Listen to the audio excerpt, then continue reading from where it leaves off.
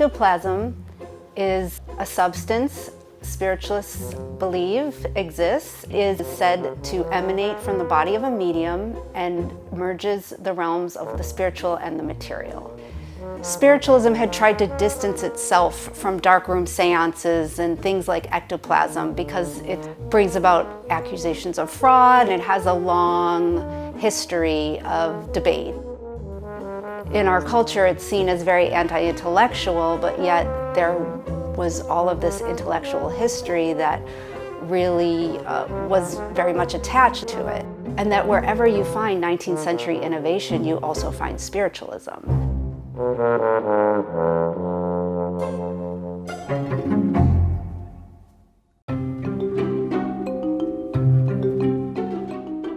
Lilydale is the town that is home to the world's largest spiritualist community. It's in upstate New York since 1879. When you walk through the gates, it really does feel like time travel.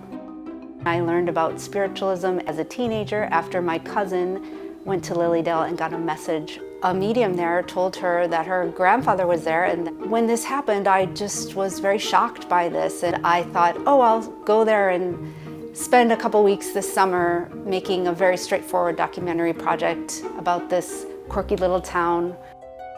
I really did not expect to be still working on it 20 years later. Many of the people who live there are mediums, and everyone who lives in the town is a spiritualist. When I began photographing spiritualism, I was making pictures of people telling me that they were having communication happen, but I couldn't see any of it. So the question that I was confronted with was, how do you photograph the invisible? I started to have some strange, happy accidents with my camera. One of the first ones was I was photographing a transfiguration seance, and there was this woman holding the red light over her face. At the time, everybody in the room was seeing a second face. I did not see the second face. When I got my negative back, I had a floating face right next to her face. This photographic accident was uncanny. It was more psychologically true to the event than any picture I could have made with my own brain. It felt like I had been accidentally given a language to talk about the invisible. As a trained photographer, you are taught to cleanse these anomalies out of your process, and that's what being a technical professional is, to know how to control such things. I am trying to raise questions about what is the conjuring power of photography itself, how you can expose this complicated relationship with truth that both photography and spiritualism have. I discovered that spiritualists had their own version of photography called spirit photography, and that they were the most uniquely unsettling images within the history of photography. These images were not written about in any of the photo history textbooks that I had studied from. The first spirit photographer was a man named William Mumler, who started photographing in Boston, and one of his most famous spirit photographs shows Mary Todd Lincoln, the widow of Abraham Lincoln, in a spirit photo. I think this is one of the ones you wanted to see. Yeah, that Mumler album that's in your essay. He was taken to court for fraudulent practices, which he was never convicted of. Is it a real image or is it a doctored image? And before that, I think people immediately thought it was an exact representation of reality. Mumler was famously put on trial for his spirit photographs, and this is one of the first moments where photographic reality is called into question. Spiritualism actually had this intensely intellectual history, and that it tied to politics, technology, science, art.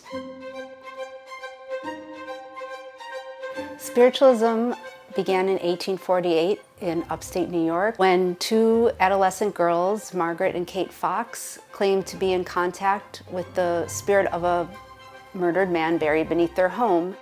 Spiritualism is particularly linked to the women's rights movement because at a time when it was dangerous for women to speak in public, spiritualists would host female speakers on their stages and platforms. Many of the most famous American suffragettes, such as Susan B. Anthony, would speak at Lilydale and other spiritualist camps. Famous spiritualists include Victoria Woodhull, who was the first woman to run for president in the United States. Hilma af Klint and Georgiana Houghton are currently being acknowledged as pioneers of abstract expressionism. Abraham Lincoln and his wife Mary Todd Lincoln hosted seances in the White House, although they weren't spiritualists on record. Sir Arthur Conan Doyle, many of the biggest scientists of the day experimented with spiritualism. Marie Curie, as did William Crookes. In the mid-19th century, scientists were proving that invisible forces did in fact surround us.